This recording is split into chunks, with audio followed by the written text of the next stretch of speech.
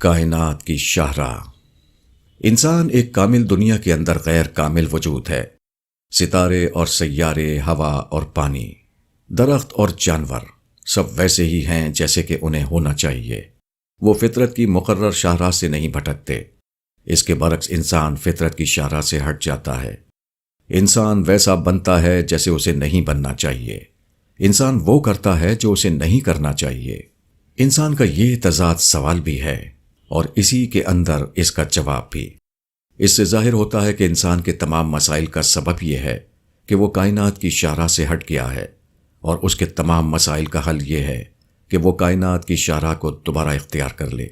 فطرت کی جو شاہراہ بقیہ چیزوں کے لیے اس بات کی ضمانت ہے کہ وہ ان کو ایک معیاری دنیا میں ڈھال دے، وہی شاہراہ یقینی طور پر اس بات کی بھی ضمانت ہے کہ وہ انسانی معاشرے کو معیاری معاشرے میں تبدیل کر سکے۔ ہماری غیر معیاری دنیا کے باہر جب ایک وسیع تر معیاری دنیا موجود ہے تو یقینی طور پر ہمارے لیے پہلا صحیح ترین انتخاب یہی ہو سکتا ہے کہ ہم اس دنیا کو سمجھیں اور اس کے اصولوں کو اپنی زندگی پر منطبق کریں۔ کائنات کے مطالعے سے جو واضح ترین بات سامنے آتی ہے وہ یہ کہ پوری مادی کائنات ایک متعین قانون فطرت میں جکڑی ہوئی ہے۔ وہ کسی حال میں اس سے جدا نہیں ہوتی۔ ہائیڈروجن اور آکسیجن کے مالیکول سے پانی بننے کا جو اصول ہے وہ ہمیشہ یکساں رہتا ہے۔ مختلف عناصر کے امتزاج سے کیمیائی مرکبات ہمیشہ ایک ہی لگے بندھے اصول کے تحت بنتے ہیں۔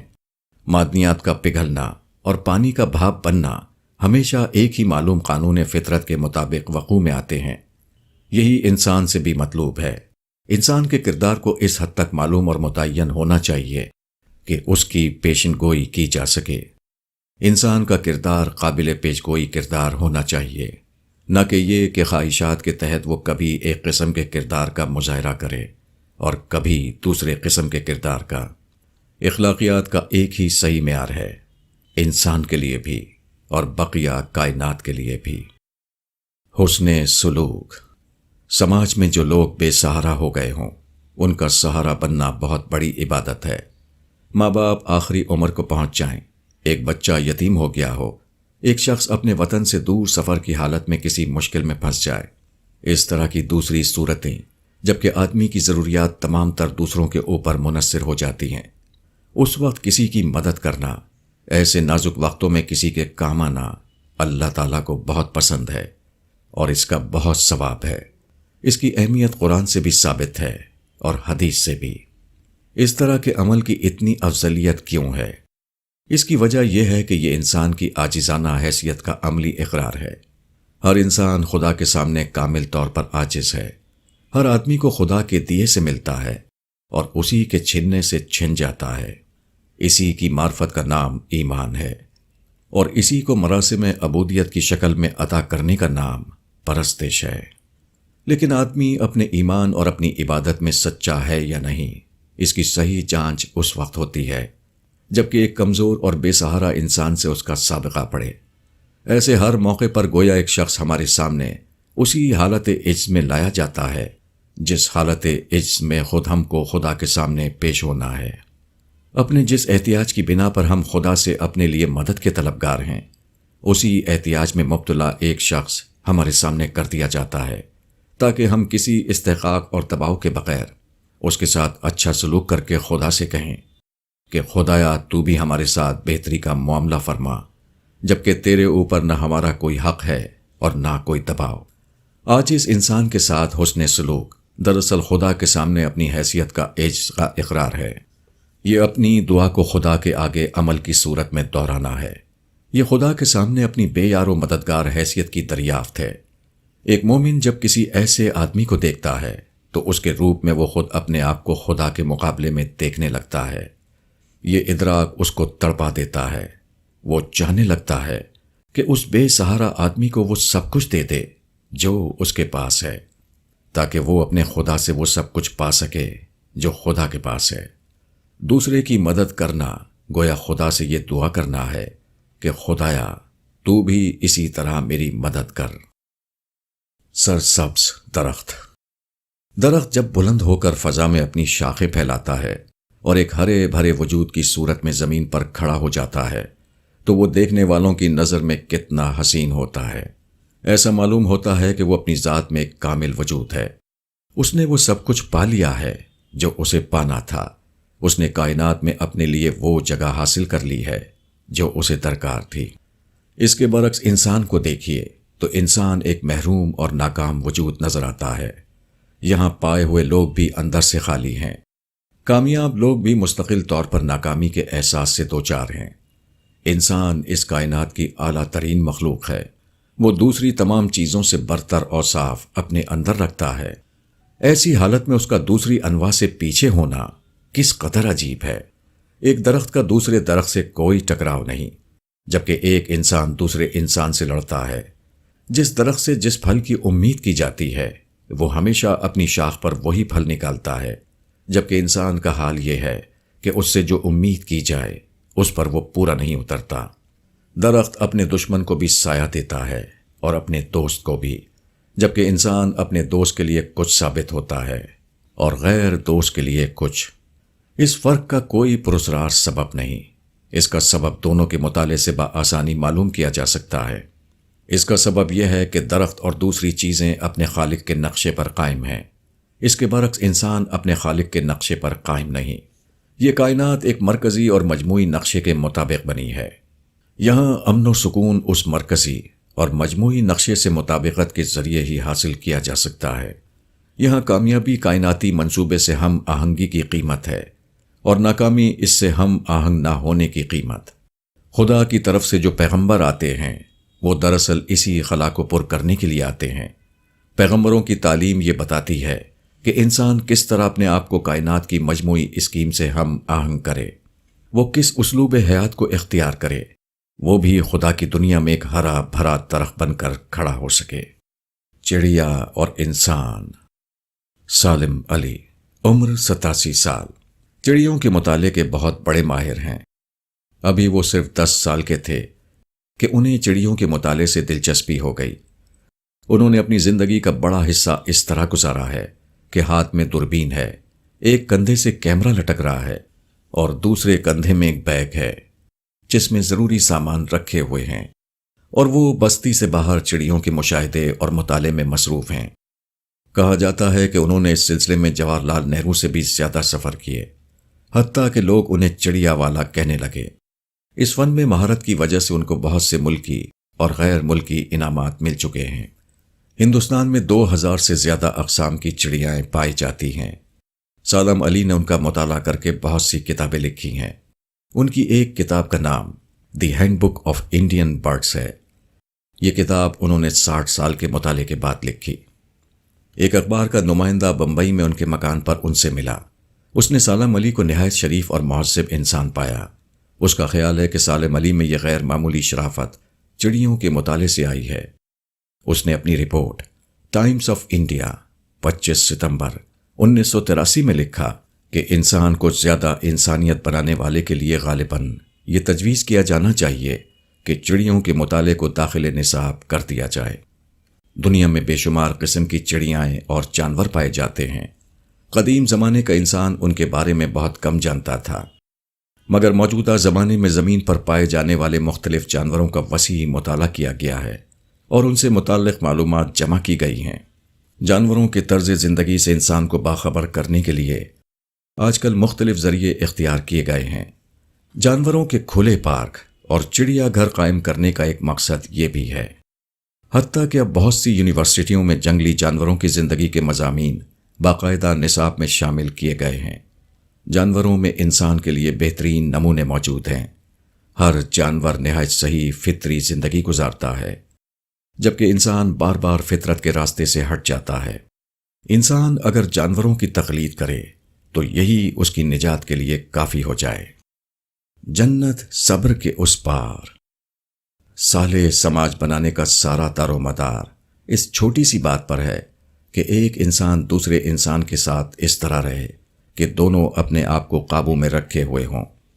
جس چیز کو اسلامی نظام کہا جاتا ہے وہ کسی قسم کے سیاسی اکھیڑ پچھاڑ سے وجود میں نہیں آتا، اور نہ گولی اور پھانسی کی منطق سے اس کو برپا کیا جا سکتا ہے۔ جو لوگ اس قسم کی کارروائیوں سے اسلامی نظام قائم کرنے کا اعلان کرتے ہیں وہ یقینی طور پر یا تو غیر سنجیدہ ہیں یا مجنون ہیں۔ اسلامی نظام یا اسلامی سماج اس وقت وجود میں آتا ہے جب کسی انسانی مجموعے کی قابل لحاظ تعداد میں یہ مزاج پیدا ہو جائے کہ وہ اپنے آپ کو قابو میں رکھ کر زندگی گزارنے لگیں۔ یہ وہ لوگ ہیں جو شکایتوں اور تلخیوں سے اوپر اٹھ کر جینا جانتے ہوں، جو اپنے خلاف مزاج باتوں کو نظر انداز کر دینے کی طاقت رکھتے ہوں، جو اپنی غلطی کو فوراً محسوس کر لیں اور اس کا اعتراف کرنے کے لیے تیار ہو جائیں، جو دوسروں کو الزام دینے کے بجائے خود ذمہ داری قبول کریں، جو غلط فہمی کے مواقع پر خوش فہمی سے کام لینے کا حوصلہ رکھتے ہوں، جو کسی انسان کو اس کے آج کے بجائے اس کے کل کے لحاظ سے دیکھ سکیں۔ یہ سب کچھ ٹھنڈے طریقے سے نہیں ہوتا، اس کے لیے آدمی کو برداشت کی تلخیاں جھیلنی پڑتی ہیں۔ اس کے لیے ضروری ہے کہ الفاظ رکھتے ہوئے آدمی نہ بولے، وہ ہر وار کو اپنے اوپر سہے، وہ اپنے سینے کو دبے ہوئے جذبات کا قبرستان بنا دے، مختصر یہ کہ اپنے تمام حقوق کو وہ آخرت کے خانے میں ڈال دے اور اپنی تمام ذمہ داریوں کو دنیا کے خانے میں۔ حدیث میں ارشاد ہوا ہے کہ جہنم کو لذتوں سے ڈھانک دیا گیا ہے اور جنت کو ناخوشگواریوں سے ڈھانک دیا گیا ہے۔ جو آدمی اپنے جی کی راہ پر بے روک ٹوک چلے وہ سیدھا جہنم میں پہنچ جاتا ہے۔ اس کے برعکس جو شخص جنت میں اپنی جگہ لینا چاہے اس کو اپنی خواہشات پر روک لگانا ہوگا، اپنے جی میں اٹھنے والے محرکات کو دبانا ہوگا، ناپسندیدہ باتوں کو برداشت کرنا ہوگا، اپنی ذمہ داریوں کو پورا کرنا ہوگا، خواہ ان کا پورا کرنا اس کے لیے کتنا ہی تلخ ہو۔ حقیقت یہ ہے کہ جنت صبر کے اس پار ہے، اگرچہ لوگ اپنی نادانی سے اس کو بے صبری کے اس پار سمجھ لیتے ہیں۔ عمل کا فرق۔ ایک ایسا کمپیوٹر بنایا جا سکتا ہے جو اپنی صورت کے اعتبار سے بالکل انسان کی طرح دکھائی دیتا ہو۔ اس سے آپ کہیں کہ پانی لاؤ اور وہ چل کر مقررہ مقام پر جائے اور وہاں سے پانی کا گلاس لا کر آپ کو پیش کر دے، مگر کمپیوٹر کے اس عمل پر اس کے لیے کوئی جزا نہیں ہے۔ دوسری طرف ایک انسان ہے، اس نے ایک شخص کو دیکھا کہ وہ پیاس سے بےتاب ہے، اس کی حالت دیکھ کر اسے رحم آ گیا، وہ روانہ ہوا، ٹھنڈا پانی لا کر اس پیاسے آدمی کو پلائے۔ اس وقت اس کے دل میں جذبات کا طوفان برپا تھا، اس کی زبان سے نکلا، خدایا تو اس دن مجھے ٹھنڈا پانی پلا جس دن تیرے سوا کسی کے پاس پانی نہ ہوگا، اس دن مجھ کو اپنے سائے میں لے لے جس دن تیرے سوا کسی کے لیے سایہ نہ ہوگا۔ اس نے ٹھنڈے پانی کا گلاس لیا اور اس کو لے کر پیاسے کے پاس اس حال میں آیا کہ ایک طرف بھرے ہوئے پانی سے گلاس چھلک رہا تھا اور دوسری طرف خدا کے خوف سے آنسوؤں کا طوفان اس کی آنکھوں میں امنڈ رہا تھا۔ عین ممکن ہے کہ آدمی کا یہ عمل اللہ کو اتنا زیادہ پسند آ جائے کہ اسی عمل پر اس کی بخشش ہو جائے۔ کمپیوٹر اور انسان میں یہ فرق کیوں ہے؟ جو کام انسان نے کیا وہی کام کمپیوٹر نے بھی کیا، مگر انسان کو ایک گلاس پانی کے بدلے جنت دے دی گئی، جبکہ کمپیوٹر کو اسی قسم کے ایک گلاس پانی پر کوئی انعام نہیں ملا۔ اس کی وجہ جذبے کا فرق ہے۔ کمپیوٹر کا عمل بے شعوری کی سطح پر تھا اور انسان کا عمل شعور کی سطح پر۔ کمپیوٹر نے بے حسی کے تحت اپنا کام انجام دیا اور انسان نے احساس کے تحت۔ اسی فرق کا یہ نتیجہ تھا کہ ایک کو اپنے کام پر کوئی جزا نہیں ملی اور دوسرے کو اسی عمل پر ابدی جنت لکھ دی گئی۔ یہی وہ فرق ہے جس کو شریعت میں قساوت اور احتساب کے الفاظ میں بیان کیا گیا ہے۔ قساوت کا مطلب ہے بے حسی، اس سے مراد وہ عمل ہے جو محض ظاہری اعضاء سے انجام دیا جائے، جس میں انسان کی اپنی نفسیات شامل نہ ہو۔ اس کے مقابلے میں احتساب کا مطلب ہے اللہ کی رضا کو سامنے رکھ کر کوئی کام کرنا۔ قساوت اور احتساب کا یہ فرق تمام معاملات میں ہے۔ کوئی بھی دینی عمل اللہ کے یہاں اسی وقت مقبول ہوتا ہے جبکہ وہ حساسیت کی سطح پر انجام دیا گیا ہو۔ بے حسی کی سطح پر کیا ہوا عمل ایک قسم کا مشینی عمل ہے اور مشینی عمل اللہ کے یہاں مطلوب نہیں۔ پلاسٹک کے پھل اور پھول۔ آج کل پلاسٹک کے پھول اور پھل بنتے ہیں، دیکھنے میں بالکل پھول اور پھل کی طرح معلوم ہوں گے، لیکن سونگھیے تو اس میں پھول کی خوشبو نہیں اور منہ میں ڈالیے تو اس میں پھل کا مزہ نہیں۔ اسی طرح موجودہ زمانے میں دینداری کی عجیب و غریب قسم وجود میں آئی ہے۔ بظاہر اس میں دھوم کی حد تک دین دکھائی دے گا، لیکن قریب سے تجربہ کیجئے تو وہی چیز موجود نہ ہوگی جو دین کا اصل خلاصہ ہے، اللہ کا ڈر اور انسان کا درد۔ پلاسٹک کے دور میں شاید دینداری بھی پلاسٹک کی دینداری بن کر رہ گئی ہے۔ لوگ دیندار ہیں مگر کوئی شخص اپنی غلطی ماننے کے لیے تیار نہیں۔ کوئی شخص اللہ کی خاطر اپنی اکڑ ختم کرنا نہیں جانتا۔ ذاتی فائدے کی خاطر بے شمار لوگ اپنے اختلاف اور شکایات کو بھول کر دوسروں سے جڑے ہوئے ہیں، مگر خدا کی زمین پر کوئی نہیں جو خدا کے لیے اپنے اختلاف و شکایات کو بھول کر دوسروں سے جڑ جائے۔ دین اصلاً اس کا نام ہے کہ آدمی اس حقیقت کو پا جائے کہ اس کائنات کا ایک خدا ہے، اسی نے تمام چیزوں کو بنایا ہے۔ وہ موت کے بعد تمام انسانوں کو جمع کر کے ان سے حساب لے گا، اور پھر ہر ایک کو اس کے عمل کے مطابق یا تو ابدی جنت میں داخل کرے گا یا ابدی جہنم میں۔ یہ حقیقت اتنی سنگین ہے کہ اگر وہ فی الواقع کسی کے دل و دماغ میں اتر جائے تو اس کی زندگی کچھ سے کچھ ہو جاتی ہے۔ وہ ان تمام چیزوں کے بارے میں انتہائی حساس ہو جاتا ہے جو آدمی کو جہنم کی آگ میں پہنچانے والی ہیں، اور ان تمام چیزوں کا انتہائی مشتاق ہو جاتا ہے جو آدمی کو جنت کے باغوں کا مستحق بنانے والی ہیں۔ وہ ہر چیز سے زیادہ اللہ سے ڈرنے لگتا ہے اور ہر چیز سے زیادہ اللہ سے محبت کرنے لگتا ہے۔ وہ اپنی انفرادی ہستی کو خدا کی عظیم تر ہستی میں کھو دیتا ہے۔ خدا اور آخرت کے بارے میں اس کی بڑھی ہوئی حساسیت اس کو بندے کے بارے میں بھی انتہائی محتاط اور ذمہ دار بنا دیتی ہے۔ ایک انسان سے بدخواہی کرتے ہوئے اسے ایسا محسوس ہوتا ہے گویا وہ اپنے آپ کو جہنم کے گڑھے میں گرا رہا ہے۔ بندوں کے ساتھ سرکشی کا سلوک کرتے ہوئے وہ اس طرح ڈرنے لگتا ہے جیسے کہ ہر آدمی اپنے ساتھ جہنم کے فرشتوں کی فوج لیے ہوئے ہے۔ اپنے صاحب معاملہ افراد سے بے انصافی کرنا اس کو ایسا معلوم ہوتا ہے گویا اس نے اپنے آپ کو جہنم کے گہرے غار میں دھکیل دیا ہے۔ اب کوئی انسان اس کی نظر میں محض ایک انسان نہیں ہوتا، بلکہ ہر انسان ایک ایسا وجود ہوتا ہے جس کے ساتھ خدا اپنے تمام فرشتوں کے ساتھ کھڑا ہوا ہو۔ دونوں ایک سطح پر۔ 31 مارچ 1981 کو تمام دنیا کے اخبارات کی پہلی سرخی یہ تھی: صدر امریکہ پر قاتلانہ حملہ۔ ایک نوجوان نے خودکار گن سے صدر رونالڈ ریگن پر حملہ کیا اور 2 سیکنڈ میں 6 فائر کیے۔ ایک گولی صدر کے سینے کو چھید کر کے ان کے پھیپھڑے میں لگی۔ ہسپتال تک پہنچتے پہنچتے ان کا جسم کا آدھا خون بہہ چکا تھا، مگر فوری طبی مددگار ثابت ہوئی اور رونالڈ ریگن کی جان بچ گئی۔ ریگن اس سے پہلے ایک فلم ایکٹر تھے۔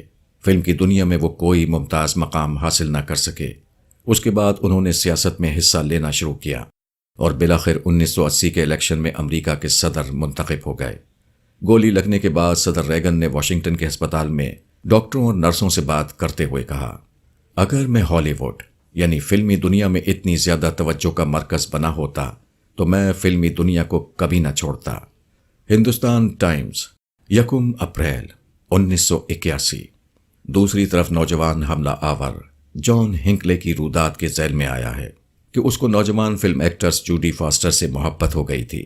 وہ اس کو خطوط لکھتا رہا مگر مس فاسٹر نے اس کی طرف کوئی توجہ نہ کی۔ بالآخر اس نے حملے سے ایک دن پہلے مذکورہ ایکٹریس کو خط لکھا جس میں یہ فقرہ تھا، اب تم جان لو گی کہ میں کون ہوں۔ اس خط کے اگلے دن اس نے صدر امریکہ پر قاتلانہ حملہ کیا۔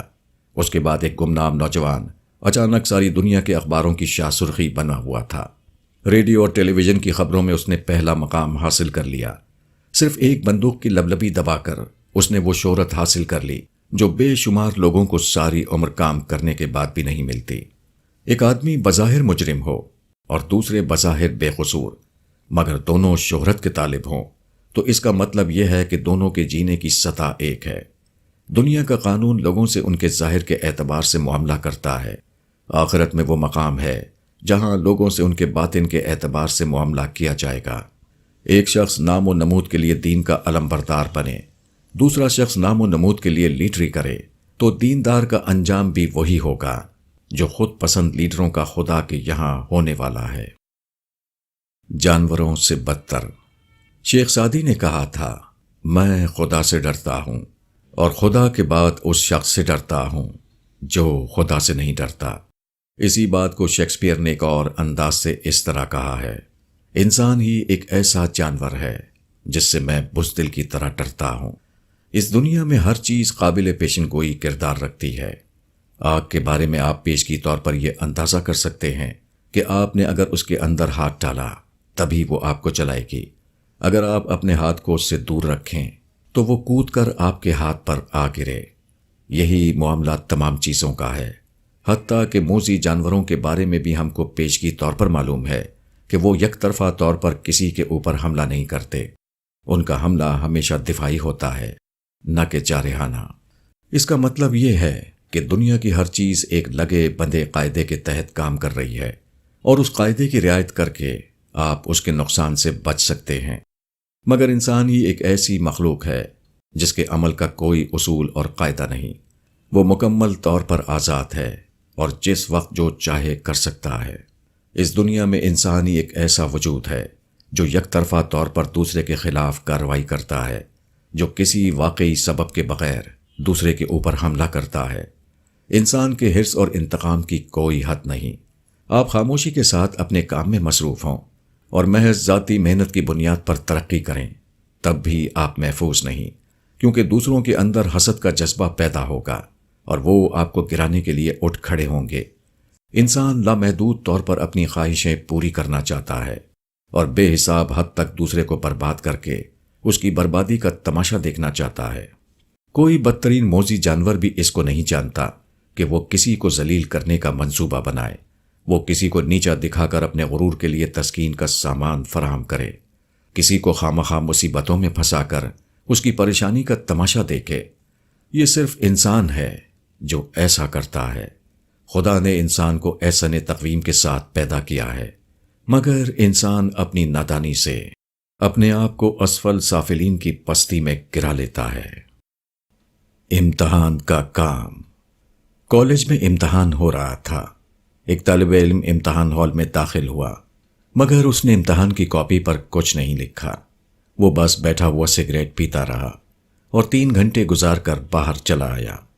اس کے بعد وہ لائبریری پہنچا اور وہاں کتابوں کے درمیان بیٹھ کر پرچہ حل کرنا شروع کر دیا۔ امتحان ہال میں اس نے اپنی کاپی سادی چھوڑ دی تھی، مگر لائبریری میں اس نے اپنی کاپی بھر ڈالی۔ آپ کہیں گے یہ فرضی کہانی ہے۔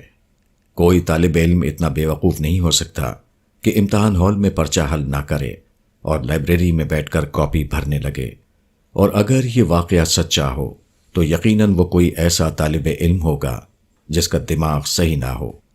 یہ درست ہے کہ اس قسم کی حرکت کوئی پاگل طالب علم ہی کر سکتا ہے، مگر دنیا کے امتحان کے معاملے میں جو بات لوگوں کو اتنی عجیب معلوم ہوتی ہے، آخرت کے معاملے میں ہر شخص اسی طریقے پر عمل کر رہا ہے۔ کالج کے ذمہ دار طلبہ کا امتحان جہاں لینا چاہتے ہیں وہ امتحان ہال ہے، نہ کہ لائبریری۔ اسی طرح خدا کے بھی امتحان لینے کے مقامات ہیں، مگر لوگوں کا حال یہ ہے کہ خدا نے امتحان کے جو مقامات مقرر کیے ہیں وہاں لوگ امتحان میں پورا اترنے کی کوشش نہیں کرتے۔ اس کے بجائے وہ دوسرے مقامات پر خدا پرستی اور دینداری کا کمال دکھا رہے ہیں۔ خدا آدمی کے ایمان کا ثبوت دل کی انابت میں دیکھنا چاہتا ہے، اور لوگ اپنے ایمان کا ثبوت کلمہ ایمان کے مخارج میں دے رہے ہیں۔ خدا آدمی کی عبادت کو خشوع کے معیار پر جانچ رہا ہے، اور لوگ مسائل کی پابندی میں اپنی عبادت گزاری کا ثبوت فراہم کر رہے ہیں۔ خدا لوگوں کے دین کو کردار اور معاملات کی سطح پر جانچ رہا ہے، اور لوگ اشراق اور چاشت کے فضائل میں اپنی دینداری کا مظاہرہ کر رہے ہیں۔ خدا چاہتا ہے کہ آدمی اپنے آپ پر خدا کی حکومت قائم کرنے والا بنے، اور لوگ کسی خارجی شخص کے خلاف اکھیڑ پچھاڑ کر کے حکومت خداوندی کے قیام کا کریڈٹ لینے میں مصروف ہیں۔ خدا کسی آدمی کو جہاں مظلوموں کی حمایت کرنے والا دیکھنا چاہتا ہے، وہ مظلوم فرد ہے، مگر لوگوں کا حال یہ ہے کہ وہ ظلم و فساد کے اجتماعی واقعات پر تقریریں اور بیانات پیش کر کے اپنے آپ کو مظلوموں کا حامی ثابت کرنے میں لگے ہوئے ہیں۔ ہر آدمی جانتا ہے کہ کسی طالب علم کی وہ کاپی بالکل بیکار ہے جو امتحان ہال کے بجائے لائبریری میں بیٹھ کر بھری گئی ہو۔ کاش لوگ جانتے کہ ٹھیک اسی طرح وہ عمل بے حیثیت ہے جو خدا کے مطلوبہ مقام کے علاوہ کہیں اور پیش کیا گیا ہو۔ عمل کے بغیر۔ آج کاغذ کی اتنی افراد ہے کہ جہاں بھی دیکھیں کاغذ کا ایک ٹکڑا پڑا ہوا ملے گا، مگر کاغذ کے ان ٹکڑوں کی کوئی قیمت نہیں۔ نوٹ بھی کاغذ کا ایک ٹکڑا ہے، مگر اس کی قیمت ہے۔ اس کی قیمت اتنی یقینی ہے کہ کوئی بھی آدمی اس پر شبہ نہیں کرتا۔ اس فرق کی وجہ یہ ہے کہ عام کاغذی ٹکڑے کی کسی نے ضمانت نہیں لی ہے، جبکہ نوٹ کے پیچھے سرکاری بینک کی ضمانت ہے۔ ہر نوٹ پر سرکاری بینک کی یہ ضمانت ثبت ہوتی ہے کہ وہ اس کے پیش کرنے والے کو وہ رقم پوری ادا کر دے گا جو اس پر چھپی ہوئی ہے۔ یہی ضمانت ہے جس نے نوٹ کے کاغذ کو لوگوں کے لیے قیمتی بنا دیا ہے۔ یہی معاملہ الفاظ کا ہے۔ یہ ایک حقیقت ہے کہ آج جتنے الفاظ بولے جا رہے ہیں، تاریخ کے کسی دور میں اتنے الفاظ نہیں بولے گئے، مگر ان الفاظ کی کوئی قیمت نہیں، کیونکہ ان کے پیچھے اٹل ارادے کی ضمانت شامل نہیں ہے۔ آپ سے ایک شخص وعدہ کرتا ہے کہ وہ آپ کا فلاں کام کر دے گا، مگر جب آپ مقررہ وقت پر اس کی حمایت مانگتے ہیں تو وہ بہانہ کر دیتا ہے۔ آپ مذکورہ شخص کے پاس جو چیز لے گئے وہ اس کے بولے ہوئے الفاظ تھے۔ جب اس نے اپنا وعدہ پورا نہیں کیا تو گویا اس نے اپنے الفاظ کی قیمت ادا نہیں کی۔ اس نے الفاظ کا کاغذ تو دے دیا، مگر جو عمل اس کاغذ کی قیمت تھا اس کو دینے کے لیے تیار نہ ہوا۔ اس کے بولے ہوئے الفاظ ردی کاغذ کے ٹکڑے تھے، نہ کہ بینک کا جاری کیا ہوا نوٹ۔ آج کی دنیا کا سب سے بڑا مسئلہ یہ ہے کہ الفاظ کی سطح پر ہر آدمی بڑے بڑے الفاظ بول رہا ہے، مگر اپنے الفاظ کی عملی قیمت دینے کے لیے کوئی شخص تیار نہیں۔ نتیجہ یہ ہے کہ لوگوں کے بولے ہوئے الفاظ اسی طرح ردی کے پرزے بن کر رہ گئے ہیں جیسے پرزے گلی کوچوں میں ہر وقت پڑے رہتے ہیں، اور ہر آدمی ان کو بے قیمت سمجھ کر نظر انداز کر دیتا ہے۔ ایک شخص مظلوموں کی حمایت میں بیانات اور تجویزوں کے انبار لگا رہا ہے، مگر جب اس کے قریب ایک شخص اس کا دروازہ کھٹکھٹاتا ہے اور اس سے کہتا ہے کہ میری مظلومیت پر میری مدد کرو، تو وہ اس کو برف کی طرح بالکل سرد پاتا ہے۔ اس سے ثابت ہوتا ہے کہ آدمی جو لفظ بول رہا تھا اس کے پیچھے اس کا حقیقی ارادہ شامل نہ تھا۔ وہ محض زبانی الفاظ تھے، نہ کہ کوئی حقیقی فیصلہ۔ ایک شخص لوگوں کے سامنے شرافت اور تواضع کی تصویر بنا رہتا ہے، مگر جب اس کی انا پر چوٹ لگتی ہے تو اچانک وہ حسد اور گھمنڈ کا مظاہرہ کرنے لگتا ہے۔ اس سے معلوم ہوا کہ اس کی شرافت محض ظاہری تھی، وہ اس کی روح میں اتری ہوئی نہ تھی۔ دنیا کی خاطر عمل کرنے والا۔ لوگ خوش اخلاق ہیں، وہ ہدیے دیتے ہیں اور دعوتیں کرتے ہیں۔ وہ دوسروں کے کام آنے کے لیے دوڑتے ہیں، وہ دوسروں کے مسئلے کو اپنا مسئلہ بناتے ہیں۔ وہ غمی کے موقع پر اظہار درد کے لیے پہنچتے ہیں اور خوشی کے موقع پر مبارکباد دینے کے لیے حاضر ہوتے ہیں۔ وہ اختلاف کے باوجود اختلاف کو بھول جاتے ہیں اور شکایت کے باوجود شکایت کو پی جاتے ہیں۔ لوگ خوش ہیں کہ وہ بالکل ٹھیک ہیں، وہ ویسے ہی ہیں جیسا کہ انہیں ہونا چاہیے۔ مگر لوگوں کی یہ خوش معاملگی کس کے ساتھ ہے؟ صرف ان لوگوں کے ساتھ جن سے ان کا کوئی فائدہ وابستہ ہے، جن سے انہیں امید ہے کہ وہ وقت پر ان کے کام آ سکتے ہیں، جن سے وہ ڈرتے ہیں، جن کے زور قوت کا رعب ان کے اوپر چھایا ہوا ہے، جن سے کٹ کر وہ سمجھتے ہیں کہ سارے لوگوں سے کٹ جائیں گے، جن سے جڑ کر وہ سمجھتے ہیں کہ سارے لوگوں سے جڑے رہیں گے۔ لوگوں کی یہ خوش اخلاقی تمام تر مفاد پرستانہ خوش اخلاقی ہے۔ اس کا راز اس وقت معلوم ہو جاتا ہے جبکہ معاملہ ایسے شخص سے پڑھے جس کے ساتھ خوش اخلاقی برتنے کے لیے مذکورہ محرکات میں سے کوئی محرک موجود نہ ہو۔ ایسے موقع پر اچانک وہی آدمی بالکل بد اخلاق بن جاتا ہے جو اس سے پہلے نہایت خوش اخلاق دکھائی دے رہا تھا۔ اب اس کو یہ شوق نہیں ہوتا کہ وہ سلام میں پہل کرے، اب وہ اپنی دعوتوں میں اس کو بلانا بھول جاتا ہے، اب وہ اس کی مشکلوں میں کام آنے کے لیے نہیں دوڑتا، اب وہ معمولی شکایت پر بگڑ کر بیٹھ جاتا ہے۔ اب اس کو یہ ضرورت محسوس نہیں ہوتی کہ اس کے جذبات کی رعایت کرے۔ دنیاوی فائدے کے لیے اخلاق دکھانے والا آدمی اس وقت بے اخلاق ہو جاتا ہے جبکہ اس میں کوئی دنیاوی فائدہ نظر نہ آتا ہو۔ لوگوں کو جاننا چاہیے کہ اس قسم کی خوش اخلاقی اور انسانیت کی خدا کے نزدیک کوئی قیمت نہیں۔ وہ کسی آدمی کو جہنم کی آگ سے بچانے والی نہیں، خواہ وہ کتنی ہی زیادہ بڑی مقدار میں آدمی کے اندر پائی جا رہی ہو۔ خدا کے ہاں جو کچھ بدلہ ہے صرف اس عمل کا ہے جو خالص خدا کی رضا اور آخرت کی نجات کے لیے کیا گیا ہو، اور جو عمل دنیا میں اپنا معاملہ درست رکھنے کے لیے کیا جائے اس کا خدا کے یہاں کوئی بدلہ نہیں۔ ایسے عمل کا پچھتارا لے کر خدا کے یہاں پہنچنے والوں سے خدا کہہ دے گا، تم نے جو کچھ کیا وہ اپنی دنیا کے لیے کیا، تم دنیا میں اس کا بدلہ پا چکے ہو، اب آخرت میں تمہارے لیے اس کے بدلے میں کچھ نہیں۔ شکار کرنے والے۔ کرنل جے پال نے اپنی شکاری یادداشتوں پر ایک کتاب شائع کی ہے جس کا نام ہے عظیم شکار۔ جم کاربیٹ ایک شکاری تھا۔ وہ شیر کو گولی مار کر ہلاک کرنے سے خاص دلچسپی رکھتا تھا، تاہم اپنے اس قاتلانہ فعل کے لیے اس کے پاس ایک خوبصورت توجیہ تھی۔ میں گاؤں والوں کو مردم خور شیروں سے بچانے کے لیے ان کا شکار کرتا ہوں۔ اسی طرح اکثر شکاریوں کے پاس اپنے وحشیانہ کھیل کی خوبصورت تعویلات موجود ہوتی ہیں، مگر کرنل جے پال کو اس قسم کی فرضی توجیہات تلاش کرنے کی ضرورت نہیں۔ انہوں نے صفائی کے ساتھ اس بات کو تسلیم کر لیا ہے جس کو دوسرے لوگ صفائی کے ساتھ تسلیم نہیں کرتے۔ کرنل جے پال کے لیے گھڑیال کو مارنا ایک پسندیدہ کھیل تھا۔ وہ لکھتے ہیں کہ وہ منظر بڑا دلچسپ ہوتا ہے جبکہ میں گھڑیال کے پیچھے رینگ کر چلتا، پھر کبھی گھڑیال چھپ سے پانی میں کود پڑتا اور جب اس کو گولی لگتی تو وہ عجیب طریقے سے اپنی دم پٹکتا اور اپنا منہ کھول دیتا۔ یہ سب چیزیں مجھ کو بڑی عجیب قسم کی پرجوش مسرت دیتی تھیں۔ انسان کے مزاج میں یہ بات داخل ہے کہ وہ دوسرے کی گھات میں لگے، وہ دوسرے کو ستانے کے منصوبے بنائے، اور جب دوسرے کو ستانے میں کامیاب ہو جائے تو اپنی کامیابی پر خوشی کے قہقہے لگائے۔ یہی مزاج انسان کے امتحان کا اصل پرچہ ہے۔ جو اپنے اس مزاج سے مغلوب ہو کر اپنے بھائی کا شکار کرنے لگے وہ جہنمی ہے، اور جو شخص اپنے اس مزاج پر قابو پالے اور دنیا میں اس طرح رہے کہ وہ دوسرے انسانوں کے لیے رحمت بنا ہوا ہو، وہی وہ شخص ہے جس کے لیے آخرت میں جنت کے دروازے کھولے جائیں گے۔ دو قسم کے انسان۔ قرآن میں ہے کہ ہر جی اپنے کیے میں پھنسا ہوا ہے۔ المدثر آیت 38۔ لوگ خود اپنے کیے کے حوالے کر دیے جائیں گے۔ انعام آیت 70۔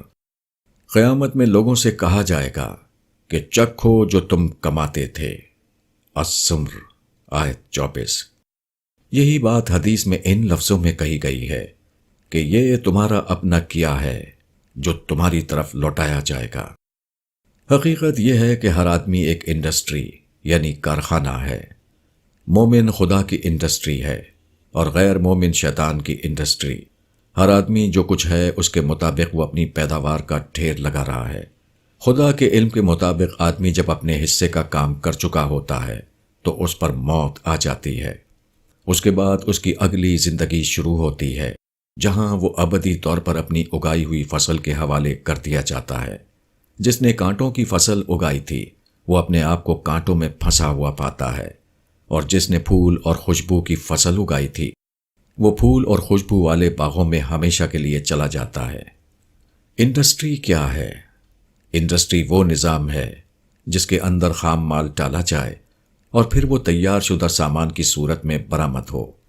ایک انسان وہ ہے جس کو خدا نے بڑائی دی تو اس نے تواضع کی صورت میں اس کا رد عمل پیش کیا۔ اس کا احتساب کیا گیا تو اس نے عجز کی نفسیات کے ساتھ اس کو قبول کیا۔ اس کے پاس دولت آئی تو اس نے خدا کے راستے میں اس کا استعمال ڈھونڈ نکالا۔ اس کو موقع ملے تو وہ ان مواقعوں میں اپنے آپ کو خدا کی خاطر دفن کرنے پر راضی ہو گیا۔ اس نے لوگوں کے اوپر قابو پایا تو وہ ان کے لیے انصاف اور خیر خواہی کا پیکر بن گیا۔ یہ وہ شخص ہے جس نے اس بات کا ثبوت دیا کہ اس نے اپنے اندر خدا کی انڈسٹری قائم کی تھی۔ جو چیز بھی اس کے اندر داخل ہوئی وہ ربانی پیکر میں ڈھل کر باہر نکلی۔ دوسرا انسان وہ ہے جس کی انڈسٹری سے صرف زہر اور انگارے برآمد ہوئے۔ اس کو جب موقع ملا تو اس نے اپنی بڑائی کا جھنڈا بلند کیا۔ اس کے پاس دولت آئی تو اس نے اپنی نمود و نمائش میں خرچ کیا۔ اس نے کسی کے اوپر غلبہ پایا تو اس کی بربادی کے منصوبے بنائے۔ اس کو کسی سے اختلاف ہوا تو اس نے زہریلے کلام اور آتشی عمل کا مزہ چکھایا۔ اس سے جب کسی کا معاملہ پڑا تو اس سے خود غرضی، بے انصافی اور دھاندلی کا تجربہ ہوا۔ ایسا آدمی گویا اپنے اندر شیطان کی انڈسٹری قائم کیے ہوئے ہے۔ جو چیز بھی اس کے اندر داخل ہوتی ہے وہ زہر اور آگ اور بدبو بن کر اس کے باہر آتی ہے۔ موت کے بعد اس کی یہ پیداوار اسے گھیر لے گی۔ وہ اپنے آپ کو خود اپنے بنائے ہوئے جہنم میں پھنسا ہوا پائے گا۔ آپریشن۔ امریکہ کے ہسپتال میں ایک شخص نے داخلہ لیا۔ اس کے پیٹ میں نہایت سخت تکلیف تھی۔ ڈاکٹروں نے اس کو آپریشن کا کیس قرار دیا، چنانچہ اس کے پیٹ کا آپریشن کیا گیا۔ ڈاکٹروں نے حیرت انگیز طور پر پایا کہ اس کے پیٹ میں ایک ہیرا اٹکا ہوا ہے۔ یہی ہیرا اس کے ناقابل برداشت درد کا سبب تھا۔ ہیرا اس کے پیٹ سے نکال کر الگ کیا گیا۔ اس ہیرے کے ساتھ اب بھی قیمت کا پرچہ لگا ہوا تھا۔ اس پرچے پر لکھا ہوا تھا $6,500۔ فوراً پولیس طلب کی گئی۔ پوچھ گچھ کے دوران مریض نے بتایا کہ اس کو انعام میں یہ ہیرا ملا تھا اور غلطی سے وہ اس کے پیٹ میں چلا گیا۔ تاہم بہت جلد معلوم ہو گیا کہ اصل حقیقت کچھ اور ہے۔ یہ شخص ایک بار ہیرے کی ایک دکان میں داخل ہوا اور وہاں ایک ہیرا چرا لیا، مگر جب وہ نکلنے کی کوشش کر رہا تھا تو دکاندار کو شبہ ہوا۔ اس نے آدمی کا پیچھا کیا۔ جب آدمی نے دیکھا کہ وہ پکڑا جانے والا ہے تو اس نے ہیرے کو جلدی سے منہ میں ڈالا اور نکل لیا۔ پولیس اس کی تلاش میں تھی، مگر وہ ابھی تک پولیس کے ہاتھ نہیں آیا تھا۔ اس کے بعد فوراً اس کو گرفتار کر لیا گیا۔ ہندوستان ٹائمز، 5 نومبر 1981۔ ناجائز طور پر حاصل کیا ہوا ہیرا آدمی کے پیٹ میں ہضم نہ ہو سکا۔ وہ مجبور ہو گیا کہ چھپائے ہوئے ہیرے کو نکال کر باہر لائے اور خود اپنے جرم کا زندہ ثبوت بن جائے۔ یہی معاملہ شدید تر صورت میں لوگوں کے ساتھ آخرت میں ہوگا۔ دنیا میں آدمی ایک شخص کا حق دباتا ہے، وہ کسی کو وہ کلمہ اعتراف دینے کے لیے تیار نہیں ہوتا جو ازروئے واقعہ اسے دینا چاہیے۔ یہ سب کر کے بھی آدمی موجودہ دنیا میں کامیاب رہتا ہے۔ زور اور ہوشیاری کے ذریعے وہ اپنے جرم کو چھپا لیتا ہے، مگر یہ صرف اس وقت تک ہے جب تک آدمی موت سے دوچار نہیں ہوتا۔ موت ہر آدمی کے لیے گویا قدرت کا آپریشن ہے جو اس کے اندر کو باہر کر دیتا ہے اور اس کے چھپے کو کھلا بنا دیتا ہے۔ جس طرح ہیرا آدمی کے پیٹ میں ہضم نہیں ہوتا، اسی طرح ظلم اور بے انصافی کو بھی خدا کی یہ کائنات کبھی قبول نہیں کرتی۔ آدمی پر وہ وقت آنے والا ہے جبکہ خدائی آپریشن اس کی حقیقت کو کھول دے اور اس کے لیے اپنے جرائم کے اقرار کے سوا کوئی چارہ نہ رہے۔ یہ جہنمی قافلے۔ ہر آدمی جنت کی تلاش میں ہے، مگر ہر آدمی اپنی جنت کو دوزخ میں تلاش کر رہا ہے۔ میری زبان سے بے ساختہ نکلا، لوگ کانٹوں میں پھول کو ڈھونڈ رہے ہیں۔ وہ اپنی زندگی کو کھنڈر کر رہے ہیں اور سمجھتے ہیں کہ بہت جلد ان کے لیے ایک شاندار محل کھڑا ہونے والا ہے۔ ہر آدمی اپنی زندگی کو سنوارنے میں لگا ہوا ہے۔ کوئی تجارت اور ملازمت کے میدان میں محنت کر رہا ہے، کوئی قیادت کے میدان میں اپنا نام اونچا کرنے کے لیے سرگرم ہے، کسی کا دماغ خوبصورت الفاظ کا کارخانہ بنا ہوا ہے تاکہ وہ عوام کی بھیڑ کو زیادہ سے زیادہ اپنے گرد جمع کر سکے۔ ہر آدمی اپنے ذہن میں اپنے مستقبل کا ایک سہانا خواب لیے ہوئے ہے اور ہر آدمی اپنے خواب کو واقعہ بنانے میں رات دن مصروف ہے۔ مگر لوگوں سے قریب ہو کر ان کو دیکھیے تو معلوم ہوگا کہ اپنے خوابوں کی دنیا کو حاصل کرنے کے لیے لوگوں کے پاس عمل غیر صالح کے سوا کوئی سرمایہ نہیں۔ آدمی اپنے رشتہ داروں کے حقوق سے بے پرواہ ہو کر اپنے بچوں کا مستقبل سنوارنا چاہتا ہے۔ وہ اپنے پڑوسیوں کو دکھ پہنچا کر دور کے لوگوں میں خوش نام ہونے کی تدبیریں کر رہا ہے۔ وہ اپنے ذاتی معاملات میں بے انصافی کر کے باہر کی دنیا میں انصاف کا علم بردار بنا ہوا ہے۔ وہ اپنے خلاف ایک لفظ سننے کے لیے تیار نہیں، مگر دوسروں کے خلاف سب کچھ کہنے اور کرنے کے لیے وہ اپنے آپ کو خدائی فوجدار سمجھتا ہے۔ خدا نے اپنی دنیا میں انسان کے لیے وہ سب کچھ رکھا ہے جو وہ چاہتا ہے، بلکہ اس سے زیادہ بھی۔ مگر خدا کی دنیا میں ہر اچھی چیز کو پانے کا ذریعہ اچھا عمل ہے۔ خدا کا انعام ان لوگوں کو ملتا ہے جو اپنے متعلقین کے حقوق ادا کریں، جو اپنے پڑوسیوں کو اپنے شر سے بچائیں، جو اپنے اہل معاملہ کے ساتھ انصاف کریں، جو خود پسندی کے بجائے خدا پسندی کے اوپر اپنی زندگیوں کو اٹھائیں، جو لوگوں سے حق اور عدل کی بنیاد پر معاملہ کریں، نہ کہ اکڑ اور خود غرضی کی بنیاد پر، جو حق کے آگے جھک جائیں چاہے وہ ان کے خلاف کیوں نہ ہو، جو اپنی انا کو خدا کے حوالے کر دیں اور خدا کی دنیا میں بے انا بن کر رہنے پر راضی ہو جائیں۔ لوگ جہنمی انگاروں میں کودتے ہیں اور سمجھتے ہیں کہ وہ خوبصورت پھولوں سے کھیل رہے ہیں۔ وہ دوزخ کے راستوں میں دوڑ رہے ہیں اور خوش ہیں کہ بہت جلد وہ جنت کے باغوں میں پہنچنے والے ہیں۔ وہ قافلہ جس کے پاس جھوٹی خوش فہمی کے سوا اور کوئی سرمایہ نہیں، آہ وہ لوگ جو خدا کی دنیا میں اپنے لیے ایک ایسی دنیا بنانا چاہتے ہیں جس کی خدا نے اجازت نہیں دی۔ دوسرے درجے پر آنسر ویوچ روس کا مشہور ناول نگار ہے۔ اس کے ایک دوست نے ایک بار اس کو لکھا، میرے نزدیک اپنے آپ کو ہمیشہ دوئم درجہ میں رکھنے پر رضامند کر لینے ہی میں زندگی کی ساری اہمیت پوشیدہ ہے۔ یہ بات 100% درست ہے۔ حقیقت یہ ہے کہ تمام اجتماعی اور قومی برائیاں اسی لیے پیدا ہوتی ہیں کہ لوگ اپنے آپ کو دوسرے کے مقابلے میں دوئم درجے پر رکھنے کے لیے راضی نہیں ہوتے۔ ہر ایک اپنے آپ کو اول درجے پر دیکھنا چاہتا ہے، اور جہاں ہر شخص ہر قوم اپنے آپ کو اول درجے پر رکھنا چاہے وہاں لازماً یہی ہوگا کہ باہمی ٹکراؤ ہو اور کوئی دوسرے کا خیر خواہ نہ رہے۔ انسانیت کے اکثر فلسفے اسی بنیادی فکر کے گرد گھومتے ہیں۔ سماجی مفکرین کی کوششوں کا خلاصہ یہ ہے کہ آدمی کے سامنے کچھ ایسے اعلیٰ معیار رکھ دیے جائیں جن کو آدمی ہر حال میں اپنے سے بالا تر سمجھے۔ وہ اپنی ذات کو مرکز بنانے کے بجائے ان معیاری قدروں کو اپنی فکر و توجہ کا مرکز بنا لے، مگر عملاً کوئی فلسفی اس میں کامیاب نہ ہو سکا۔ اس کی وجہ یہ ہے کہ جس چیز کو بھی انہوں نے اس حیثیت سے دریافت کیا کہ وہ انسان کی توجیہات کا مرکز اول بنے، مثلاً امن، محبت، خیر، وہ خود انسان کی اپنی تخلیق تھی۔ انسانی ذہن کے باہر ان کا کوئی ذاتی وجود نہ تھا۔ پھر اپنے تخلیق کیے ہوئے معبود کے بارے میں کوئی شخص سنجیدہ ہوتا تو کیوں ہوتا؟ اس مسئلے کا واحد حل خدا کا عقیدہ ہے۔ خدا ایک حقیقی وجود ہے، وہ ہمارا خالق اور مالک ہے۔ وہ آج بھی ایک زندہ ہستی کی حیثیت سے سارے عالم کو اپنے قبضے میں لیے ہوئے ہے۔ تمام چیزیں مکمل طور پر اس کی محتاج ہیں، وہ کسی کا محتاج نہیں۔ ایسے خدا کو ماننے کا مطلب یہی ہے کہ اس کائنات میں آدمی اپنے آپ کو دوسرے درجے پر رکھ رہا ہے۔ وہ خدا کو ہر اعتبار سے اول حیثیت دے کر خود ہر اعتبار سے دوسری حیثیت پر راضی ہو گیا ہے۔ جس آدمی کے اندر یہ خیال پوری طرح بیٹھ جائے، جو اپنے سارے دل و دماغ کے ساتھ خدا کے مقابلے میں اپنے آپ کو دوسرے درجے کی حیثیت دینے پر راضی ہو جائے، وہ عین وہی انسان بن جاتا ہے جس کو تمام دنیا کے مفکرین تلاش کر رہے ہیں، مگر وہ اس کو کہیں نہیں پاتے۔ انسان کی نفسیات ایک بسیط شے ہے۔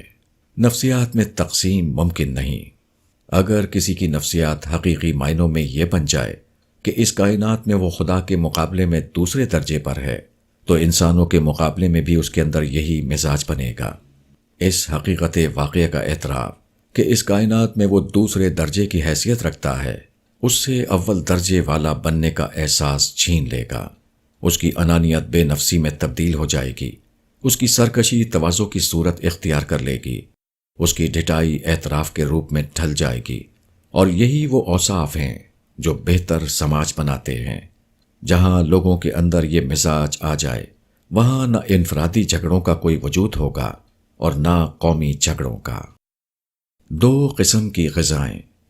قرآن میں ارشاد ہوا ہے کہ اللہ کا رسول صلی اللہ علیہ وسلم اس لیے آیا ہے کہ وہ پاک چیزوں کو جائز بتائے اور گندی چیزوں کو حرام قرار دے۔ آراف آیت 157۔ گویا ایمان سے آدمی کے اندر ایسی روح پیدا ہوتی ہے جو خبیث چیزوں کو قبول نہ کرے، وہ صرف طیب چیزوں کو اپنی غذا بنائے۔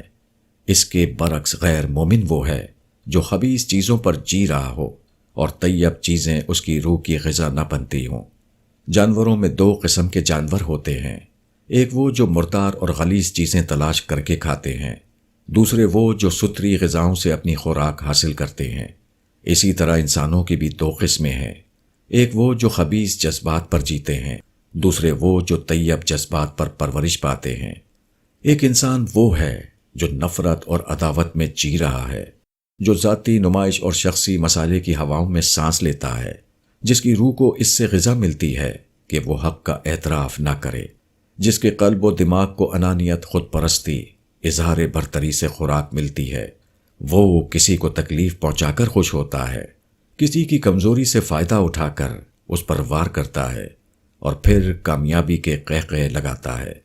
ایسے لوگ خدا کی دنیا میں طیب خوراک کو چھوڑ کر خبیث خوراک پر جی رہے ہیں۔ دوسرا انسان وہ ہے جو قلب سلیم کے ساتھ جی رہا ہے، اس کی روح دوسروں کی کامیابی سے خوش ہوتی ہے، وہ دوسرے پر قابو یافتہ ہو کر بھی اس کو چھوڑ دینے میں راحت محسوس کرتا ہے۔ اس کا دل دوسروں کے لیے خیرخواہی اور محبت کے جذبات سے بھرا ہوتا ہے۔ اس کی ہستی کو عز اور تواضع میں لذت ملتی ہے۔ وہ خدا اور آخرت کی فضا میں سانس لیتا ہے۔ اختلاف کے وقت اپنے آپ کو چکا لینے میں اس کو سکون ملتا ہے۔ جب کوئی اس پر تنقید کرتا ہے تو تنقید کو قبول کر لینے میں اس کا دل ٹھہراؤ پاتا ہے۔ کسی کا حق اس کے ذمے ہو تو جب تک وہ اس کا حق ادا نہ کر لے اس کو راتوں کو نیند نہیں آتی۔ ایسے لوگ خدا کی دنیا سے اس کی طیب خوراک لے رہے ہیں اور اس کی خبیث خوراک سے اپنے آپ کو بچائے ہوئے ہیں۔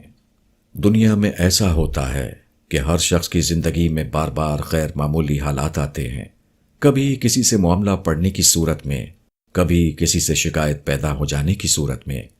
یہ غیر معمولی مواقع وہ غیر معمولی لمحات ہیں جبکہ خدا دونوں قسم کی روحوں کو چھانٹتا ہے تاکہ ایک کے لیے جنت کا اور دوسرے کے لیے جہنم کا فیصلہ کرے۔ جنت پاک روحوں کی آبادی ہے جہاں وہ لوگ بسائے جائیں گے جنہوں نے دنیا کی جانچ میں تواضع اور انصاف کا ثبوت دیا، اور جہنم ناپاک روحوں کا جیل خانہ ہے جہاں وہ لوگ داخل کیے جائیں گے جو معاملے کے وقت بے انصاف ہو گئے اور خدا کے دیے ہوئے وسائل کو اس لیے خرچ کیا تاکہ اس کے ذریعے سے اپنی متکبرانہ نفسیات کی تسکین حاصل کریں۔ جنتی اخلاقیات کے لوگ جنت میں ہوں گے اور جہنمی اخلاقیات کے لوگ جہنم میں۔ خدا کی قدرت۔ ابو العلل ماری کا ایک شعر ہے، خدایا تیری برکت، دنیا کی تمام نہریں میٹھا پانی لے کر بہہ رہی ہیں اور زمزم ہی کو خاص طور پر کھاری بنا دیا گیا۔ یہ تمثیل کے اندر میں ایک بڑی گہری حقیقت کا اظہار ہے۔ دنیا کو اس کے بنانے والے نے اس طرح بنایا ہے کہ یہاں تمام سطحی چیزیں مزیدار ہیں اور تمام گہری چیزیں بے مزہ ہیں۔ اگر آپ کو اعلیٰ ظرفی کا ثبوت دینا ہو تو آپ کو غصہ اور نفرت کا کڑوا گھونٹ پینا پڑے گا، جبکہ تنگ ظرفی کے لیے اس کے سوا کسی چیز کی ضرورت نہیں کہ آدمی کے اندر جو تلخی یا کڑواہٹ پیدا ہو وہ اس کو دوسرے کے اوپر انڈیل دے۔ اگر آپ کو کوئی حقیقی کام کرنا ہو تو آپ کو بااصول آدمی بننے کی سختی برداشت کرنی ہوگی، جبکہ بے مقصد انسان بن کر جینے کے لیے صرف اتنی بات کافی ہے کہ جہاں جیسا موقع ہو وہاں اسی روش کا مظاہرہ کر دیا جائے۔ اگر آپ کو کسی اعلیٰ مقصد کے لیے جینا ہے تو پوری زندگی پر طرح طرح کی روک لگانی پڑے گی، جبکہ بے مقصد زندگی گزارنے کے لیے صرف یہ کرنا ہوتا ہے کہ اپنے آپ کو بے لگام چھوڑ دیا جائے۔ آزادی کے بعد ہندوستان کی جو پہلی منتخب پارلیمنٹ بنی اس کے ایک ممبر پروفیسر مکھرجی تھے۔ پارلیمنٹ کے ایک اجلاس میں شرکت کے بعد جب وہ دہلی سے کلکتہ کے لیے روانہ ہوئے تو ان پر ایک عجیب کیفیت گزری۔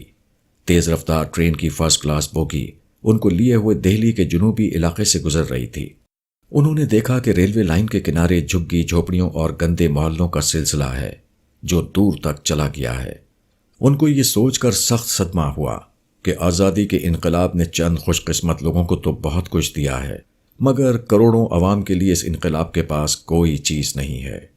کلکتہ پہنچ کر انہوں نے سابق وزیر اعظم پنڈت جواہر لال نہرو کو ایک خط لکھا جس میں اپنے مذکورہ تاثر کا ذکر کرتے ہوئے یہ درج تھا کہ جب میں دہلی کی ان غریب بستیوں سے گزرا تو میرے دل میں یہ خیال آیا کہ یہ لوگ اگر مجھ سے پوچھیں کہ تمہاری آزادی سے ہم کو کیا ملا تو میرے پاس اس کا کیا جواب ہوگا۔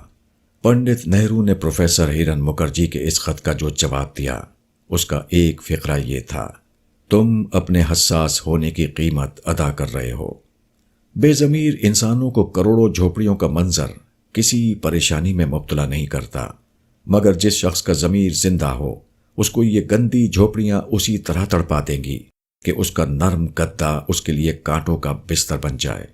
اعلیٰ انسانیت ہمیشہ تلخ گھونٹ پی کر ملتی ہے، جبکہ گھٹیا انسان بننے کے لیے سطحیت اور موقع پرستی کے سوا کسی اور چیز کی ضرورت نہیں۔ جب سفر ختم ہوگا۔ ایکسپریس ٹرین لمبا سفر طے کرنے کے بعد منزل پر پہنچ رہی تھی۔ سڑک کے دونوں طرف ظاہر ہونے والے آثار بتا رہے تھے کہ آخری اسٹیشن قریب آ گیا ہے۔ ٹرین کے سینکڑوں مسافروں میں نئی زندگی پیدا ہو گئی تھی۔ کوئی بستر باندھ رہا تھا، کوئی کپڑے بدل رہا تھا، کوئی اشتیاق بھری نظروں سے کھڑکی کے باہر دیکھ رہا تھا، ہر ایک کے دل کی دھڑکن تیز ہو رہی تھی، ہر ایک آنے والے پرمسرت لمحے کا منتظر تھا جبکہ وہ ٹرین سے اتر کر اپنی منزل مقصود پر پہنچ جائے۔ اچانک زور کا دھماکہ ہوا، ایکسپریس ٹرین یارڈ میں کھڑی ہوئی دوسری ٹرین سے ٹکرا گئی۔ اس کے بعد جو کچھ پیش آیا اس کا اندازہ کرنا مشکل نہیں۔ خوشیاں اچانک غم میں تبدیل ہو گئیں، زندگیاں موت کی آغوش میں سو گئیں، امیدوں کے محل کی ایک ایک اینٹ بکھر گئی۔ ایک کہانی جس کا اختتام بظاہر تربیہ یعنی کامیڈی پر ہو رہا تھا، اپنے آخری نقطے پر پہنچ کر اچانک المیہ یعنی ٹریجڈی میں تبدیل ہو گیا۔ ایسا ہی کچھ معاملہ زندگی کا ہے۔ آدمی بے شمار کوششوں کے بعد پر اعتماد معاشی زندگی بناتا ہے۔ وہ اپنے حوصلوں کو ایک بنے ہوئے گھر کی صورت میں تعمیر کرتا ہے۔ وہ اپنے لیے ایک کامیاب زندگی کا مینار کھڑا کرتا ہے، مگر عین اس وقت اس کی موت آ جاتی ہے۔ اپنے گھر کو سونا چھوڑ کر وہ قبر میں لیٹ جاتا ہے۔ اس کا چکنا جسم مٹی اور کیڑے کی نظر ہو جاتا ہے۔ اس کی کوششوں کا حاصل اس سے اس طرح جدا ہو جاتا ہے جیسے آدمی اور اس کے درمیان کبھی کوئی تعلق ہی نہ تھا۔ کوٹھی کا خواب دیکھنے والا مجبور کر دیا جاتا ہے کہ وہ قبر میں داخل ہو، وہ قبر کے راستے سے گزر کر حشر کے میدان میں پہنچ جائے۔ یہ دوسری دنیا اس کی آرزوؤں کی دنیا سے بالکل مختلف ہوتی ہے۔ یہاں وہ اتنا مفلس ہوتا ہے کہ اس کے جسم پر کپڑا بھی نہیں ہوتا۔ اس کی ساری کمائی اس سے جدا ہو جاتی ہے، اس کے ساتھی اس سے بچھڑ جاتے ہیں، اس کا زور اس سے رخصت ہو جاتا ہے۔ ان چیزوں میں سے کوئی چیز وہاں اس کا ساتھ دینے کے لیے موجود نہیں ہوتی جن کے بل پر وہ دنیا میں گھمنڈ کر رہا تھا۔ وہ سفر بھی کیسا عجیب ہے جو عین اختتام پر پہنچ کر حادثے کا شکار ہو جائے۔ 40 سال بعد 31 جولائی 1984 کو دہلی میں فیض روڈ کے پاس ایک لاش ملی۔ اس کی عمر تقریباً 60 سال تھی اور اس کو بری طرح قتل کر کے ایک پارک میں ڈال دیا گیا تھا۔ پولیس نے کافی کوشش کی اور اشتہارات دیے مگر مقتول کی شناخت ممکن نہ ہو سکی۔ مقتول کے جسم پر جو قمیض تھی اس پر آزاد ٹیلرسٹ کا لیبل لگا ہوا تھا۔ مزید تحقیق سے معلوم ہوا کہ اس پر کوڈ نمبر 52 بھی درج ہے۔ کافی تلاش و جستجو کے بعد آخرکار پولیس ساون پارک کی ایک چھوٹی سی دکان تک پہنچی۔ اس دکان کے مالک صلاح الدین نے بڑی مشکل سے پانڈے نام کے ایک شخص کی نشاندہی کی۔ اس کے بعد پولیس قریب کے کمال کلاتھ ہاؤس تک پہنچی جس نے بتایا کہ مذکورہ شخص کا پورا نام دیو نارائن پانڈے تھا۔ اس کا وطن فیض آباد تھا اور کام کے لیے وہ دہلی میں رہتا تھا۔ دیو نارائن پانڈے موزائک فرش کی پالش کا کام کرتا تھا۔ پولیس کی یہ تحقیق جاری رہی۔ بالآخر معلوم ہوا کہ مذکورہ شخص نے 40 سال پہلے ایک شخص کو کسی ذاتی رنجش کی بنا پر مار ڈالا تھا۔ اس مقتول کا بھتیجا موہندر کمار چودھری بچپن سے اپنے گھر میں سنتا آیا تھا کہ پانڈے نے اس کے چچا کو قتل کیا ہے۔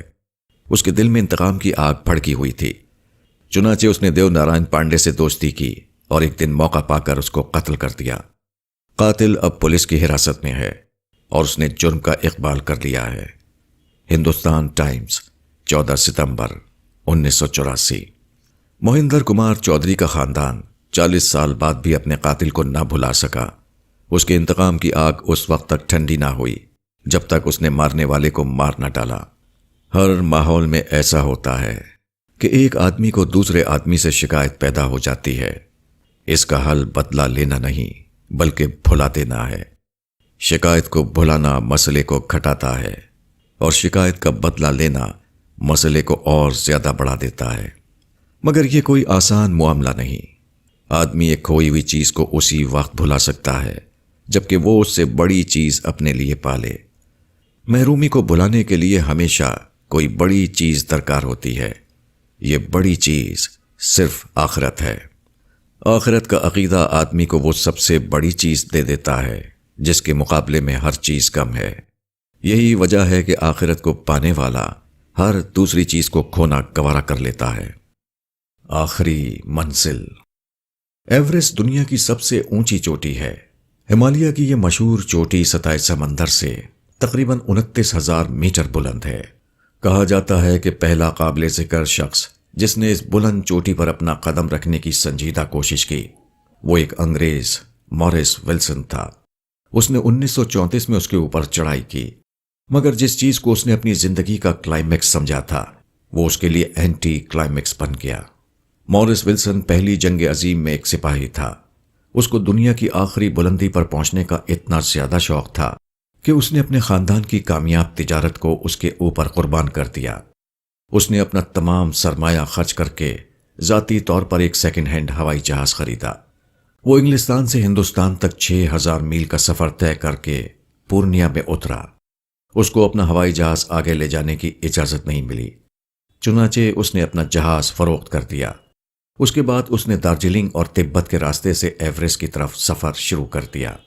آخر میں اس کے پاس ایک چھوٹا خیمہ، کچھ چاول، ایک خودکار کیمرہ اور چند دوسری چیزیں باقی رہ گئیں۔ تاہم وہ اوپر چڑھتا رہا۔ وہ کامیابی کے ساتھ 19,500 فٹ کی بلندی تک چڑھ گیا۔ 21 اپریل 1934 کو اس کی 36ویں برتھ ڈے تھی۔ اس کا منصوبہ تھا کہ وہ اپنی زندگی کے اس تاریخی دن کو ایوریسٹ کی چوٹی پر کھڑا ہو۔ اس نے اپنی ڈائری میں چند دن پہلے یہ الفاظ لکھے: صرف 13,000 فٹ جاننا اور باقی ہے۔ مجھے یہ واضح احساس ہو رہا ہے کہ میں 21 اپریل 1934 کو چوٹی پر پہنچ جاؤں گا۔ ہمالیہ کا سخت طوفان اور موسم کی شدت اس کی راہ میں رکاوٹ بن گئے۔ وہ مجبور ہو گیا کہ پیچھے لوٹے، چنانچہ وہ اتر کر اپنے نچلے ٹھکانے پر آ گیا، مگر اس کے بعد اس کو دوبارہ اوپر چڑھنا نصیب نہ ہوا۔ اس کے بعد اس کے ساتھ کیا پیش آیا، اس کا حال کسی کو معلوم نہیں۔ 1 سال بعد تنزنگ نارگے اوپر چڑھ رہا تھا کہ اس کو ایک مقام پر مورس ولسن کی لاش ملی، اور اسی کے ساتھ اس کی ڈائری بھی، جس کا آخری اندراج وہ جملہ تھا جس کو ہم نے اوپر نقل کیا ہے۔ مورس ولسن ہمالیہ کی بلند ترین چوٹی پر خودکار کیمرے کے ذریعے اپنی تصویر کھینچنا چاہتا تھا۔ اس کو امید تھی کہ کیمرے کی آنکھ اس کی فتح کو چوٹی پر دیکھے گی۔ جب یہ تاریخ آئی تو وہاں نہ کوئی ولسن تھا جو اپنی فتح و کامیابی کو دیکھ کر خوش ہو، اور نہ کوئی کیمرہ تھا جو اس کی فتح و کامیابی کے واقعے کو ریکارڈ کرے۔ یہ کہانی بدلی ہوئی صورت میں ہر آدمی کی کہانی ہے۔ ہر آدمی یہ سمجھتا ہے کہ وہ کامیابی کی چوٹی پر پہنچنے کی طرف آگے بڑھ رہا ہے، حالانکہ حقیقت اس کے برعکس ہے۔ یہاں ہر آدمی صرف ایک ایسی منزل کی طرف چلا جا رہا ہے جہاں موت کے سوا کوئی دوسری چیز نہیں جو اس کا استقبال کرنے کے لیے موجود ہو۔ موجودہ دنیا میں کچھ لوگ وہ ہیں جو دنیاوی کامیابیوں کی صرف تمنا کرتے ہیں اور بالآخر اس طرح مر جاتے ہیں کہ انہوں نے اپنی خوابوں کی دنیا کی طرف سفر بھی شروع نہیں کیا تھا۔ دوسرے لوگ وہ ہیں جو اپنی زندگی میں کم یا زیادہ ان خواہشوں کو پا لیتے ہیں، مگر پانے والے بھی ان چیزوں سے اتنا ہی دور رہتے ہیں جتنا کہ نہ پانے والے، کیونکہ ان کو پا لینے کے بعد آدمی پر کھلتا ہے کہ اس کو وہ طاقت اور مواقع حاصل نہیں جو ان چیزوں سے لطف اندوز ہونے کے لیے ضروری ہیں۔ اس دنیا میں پانے والا بھی اتنا ہی محروم ہے جتنا نہ پانے والا، مگر بہت کم لوگ ہیں جو اس حقیقت کو جانتے ہوں۔ انسان کتنا زیادہ محروم ہے، مگر وہ اپنے آپ کو کتنا زیادہ پانے والا سمجھتا ہے۔ زندگی کس قدر غیر یقینی ہے، مگر آدمی اس کو کس قدر یقینی سمجھ لیتا ہے۔ آدمی صرف نامعلوم کل کے راستے پر جا رہا ہے، مگر وہ گمان کر لیتا ہے کہ وہ معلوم آج میں اپنی کامیاب دنیا تعمیر کر رہا ہے۔ کتنے بے خبر ہیں وہ لوگ جو اپنے آپ کو جاننے والا سمجھتے ہیں، کیسے ناکام ہیں وہ لوگ جن کا نام کامیاب انسانوں کی فہرست میں سب سے آگے لکھا ہوا ہے۔ موت کے دوسری طرف سکندر اعظم نے بڑی بڑی فتوحات کی، مگر جب آخری وقت آیا تو اس نے کہا، میں دنیا کو فتح کرنا چاہتا تھا، مگر موت نے مجھے فتح کر لیا۔ افسوس کہ مجھ کو زندگی کا وہ سکون بھی حاصل نہ ہو سکا جو ایک معمولی آدمی کو حاصل ہوتا ہے۔ نپولین بوناپارٹ کے آخری احساسات یہ تھے، مایوسی میرے نزدیک جرم تھی، مگر آج مجھ سے زیادہ مایوس انسان دنیا میں کوئی نہیں۔ میں 2 چیزوں کا بھوکا تھا، ایک حکومت، دوسری محبت۔ حکومت مجھے ملی مگر وہ میرا ساتھ نہ دے سکی۔ محبت کو میں نے بہت تلاش کیا مگر میں نے اسے کبھی نہیں پایا۔ انسان کی زندگی اگر یہی ہے جو مجھ کو ملی تو یقیناً انسانی زندگی ایک بے معنی چیز ہے، کیونکہ اس کا انجام مایوسی اور بربادی کے سوا کچھ نہیں۔ ہارون رشید ایک بہت بڑی سلطنت کا حکمران تھا، مگر آخری عمر میں اس نے کہا، میں نے ساری عمر غم غلط کرنے کی کوشش کی، پھر بھی میں غم غلط نہ کر سکا۔ میں نے بے حد غم اور فکر کی زندگی گزاری ہے۔ زندگی کا کوئی دن ایسا نہیں جو میں نے بے فکری کے ساتھ گزارا ہو۔ اب میں موت کے کنارے ہوں، جلد ہی قبر میری جسم کو نگل لے گی۔ یہی ہر انسان کا آخری انجام ہے، مگر ہر انسان اپنے انجام سے غافل رہتا ہے۔ خلیفہ منصور عباسی کی موت کا وقت آیا تو اس نے کہا، اگر میں کچھ دن اور زندہ رہتا تو اس حکومت کو آگ لگا دیتا جس نے مجھے بار بار سچائی سے ہٹا دیا۔ حقیقت یہ ہے کہ ایک نیکی اس ساری حکومت سے بہتر ہے، مگر یہ بات مجھ کو اس وقت معلوم ہوئی جب موت نے مجھے اپنے چنگل میں لے لیا۔ دنیا کے اکثر کامیاب ترین انسانوں نے اس احساس کے ساتھ جان دی ہے کہ وہ دنیا کے ناکام ترین انسان تھے۔ حقیقت یہ ہے کہ موت کے قریب پہنچ کر آدمی پر جو کچھ گزرتا ہے، اگر وہی اس پر موت سے پہلے گزر جائے تو اس کی زندگی بالکل بدل جائے۔ ہر آدمی جب موت کے کنارے کھڑا ہوتا ہے تو اس کو وہ تمام رونقیں راکھ کے ڈھیر سے بھی زیادہ بے حقیقت معلوم ہوتی ہیں جن میں وہ اس قدر گم تھا کہ کسی اور چیز کے بارے میں سوچنے کی اسے فرصت ہی نہ ملی۔ اس کے پیچھے ایک ایسی دنیا ہوتی ہے جس کو وہ کھو چکا، اور آگے ایک ایسی دنیا ہوتی ہے جس کے لیے اس نے کچھ نہیں کیا۔ موت جب سر پر آ جائے اس وقت موت کو یاد کرنے کا کوئی فائدہ نہیں۔ موت کو یاد کرنے کا وقت اس سے پہلے ہے۔ جب آدمی اس قابل ہوتا ہے کہ وہ دوسروں پر ظلم کرے اور اپنی ظالمانہ کارروائیوں کو عین انصاف کہے، اس وقت وہ کچھ سوچنے کے لیے تیار نہیں ہوتا۔ اس وقت وہ اپنی انا کی تسکین کے لیے وہ سب کچھ کر ڈالتا ہے جو اس کو نہیں کرنا چاہیے۔ مگر جب اس کی طاقت ختم ہو جاتی ہے، جب اس کے الفاظ جواب دینے لگتے ہیں، جب اس کو محسوس ہوتا ہے کہ وہ موت کے بے رحم فرشتے کے قبضے میں ہے، اس وقت اس کو اپنی غلطیاں یاد آتی ہیں۔ حالانکہ یاد آنے کا وقت وہ تھا جبکہ وہ غلطیاں کر رہا تھا اور کسی نصیحت کی پرواہ کرنے کے لیے تیار نہ تھا۔ آخرت تک جانا ہے۔ مولانا اشرف علی تھانوی ایک بار ٹرین سے سفر کر رہے تھے۔ ان کو اعظم گڑھ جانا تھا۔ ایک ریلوے گارڈ جو ان کا معتقد تھا اسٹیشن پر ان سے ملنے کے لیے آیا۔ اتنے میں ایک دیہاتی آدمی بھی آ گیا۔ اس نے گنے کا ایک گٹھا تحفے کے طور پر مولانا کو پیش کیا۔ مولانا نے قبول کر لیا اور اپنے ساتھی سے کہا کہ ان گنوں کا وزن کرا کے ان کو بک کروا لو۔ گارڈ نے کہا، بک کروانے کی کیا ضرورت ہے؟ اس ٹرین سے جو گارڈ جا رہا ہے میں اس سے کہہ دیتا ہوں، وہ خیال رکھے گا۔ مولانا نے کہا، تمہارا گارڈ تو اسی ٹرین تک ساتھ رہے گا اور مجھے آگے جانا ہے۔ گارڈ نے سمجھا کہ مولانا کو آگے کسی اسٹیشن پر یہ ٹرین بدل کر دوسری ٹرین پکڑنا ہے۔ اس نے کہا، کوئی حرج نہیں، میں گارڈ کو بتا دیتا ہوں، وہ آگے والے گارڈ سے بھی کہہ دے گا اور آپ کو کوئی زحمت نہ ہوگی۔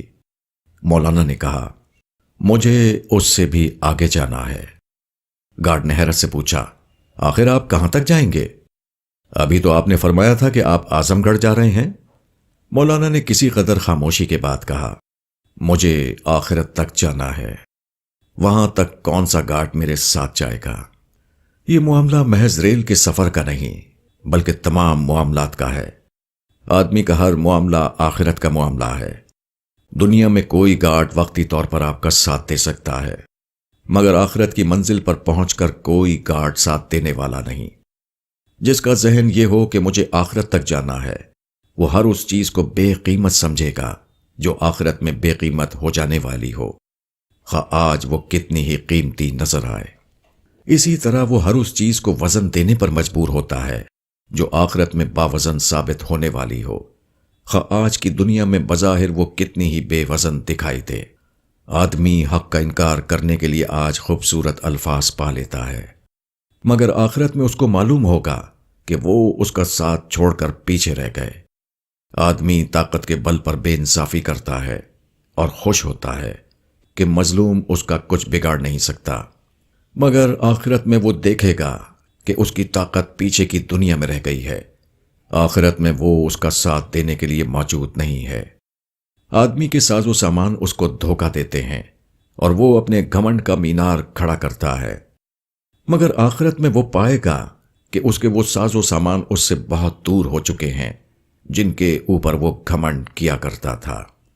مومن اور غیر مومن کا فرق ایک لفظ میں یہ ہے کہ غیر مومن یہ سمجھ کر زندگی گزارتا ہے کہ اس کو اسی دنیا میں رہنا ہے، اور مومن اس نفسیات کے ساتھ جیتا ہے کہ اس کو آخرت تک جانا ہے۔ نفسیات کا یہ فرق دونوں کی زندگیوں میں اتنا زیادہ عملی فرق پیدا کر دیتا ہے کہ ایک جہنم کا مستحق ہو جاتا ہے اور دوسرا جنت کا۔ موت کی طرف۔ آج وہ بے وقت مجھ سے ملنے آ گیا تھا اور بہت کم میرے پاس ٹھہرا۔ خلاف معمول اس نے چائے بھی قبول نہیں کی۔